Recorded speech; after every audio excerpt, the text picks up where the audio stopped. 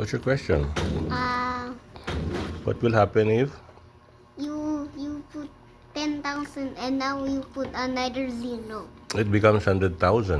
And you put 100,000, you put another zero. It becomes 100,000. It What becomes happened? You have 100,000. Now you have 0,000,000. 100,000. I think that is. It becomes a billion. It becomes 10 million. It becomes 100 million. Yes, that's it. Okay. How about you put million?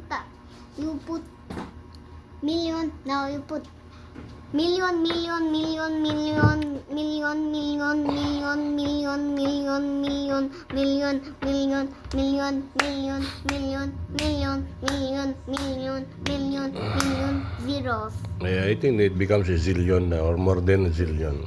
That's it. I think I have answered your question. There's so much zeros you will make unlimited already. Okay? Yes?